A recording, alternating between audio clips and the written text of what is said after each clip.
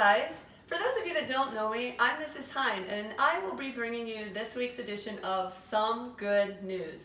Let's get started. One of the things I want to talk to you about is you don't have to wait for good news to come to you. You can create your own good news. You can create it your very own, and I'm going to show you exactly how to do it in this episode. One of the things I miss the most since this whole thing started are the people in my life. I miss my friends. I miss those people who mean the most to me. And so because I want to start out each day with some good news, since I can't be with them, I've brought them to me. One of those people is Mr. Beckman. Every day I start out my morning with Mr. Beckman and I think, WWMBD, what would Mr. Beckman do? And because of that, I live a better day, I have a better time, and so it's really guided me through the week, Monday through Friday, when I would have seen him anyway. So the other person that I really miss, it's a little harder to bring in, it's my ex-neighbor, Mr. Cleveland.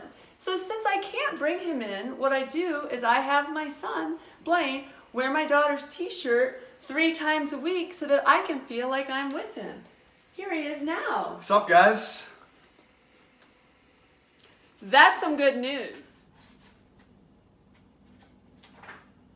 Oh, hi guys, you're back.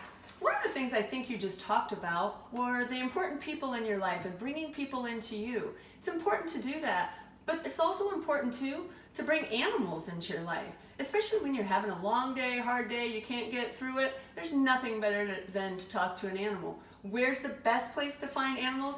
That's right, nature. They're everywhere. There's a ton of those little guys out there.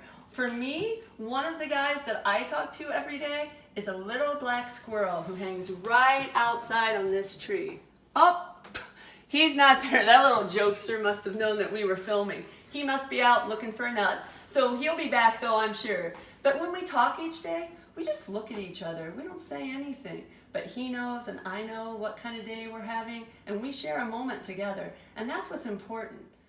Hey guys, one of the things I talked about in my last bit was that you can get animals from outside. But if you don't want to be one with nature, outside's really not your thing, you can use the animals that are inside your home. For example, this is my cat, Spielman. He's named after an Ohio State linebacker, and he looks like a linebacker.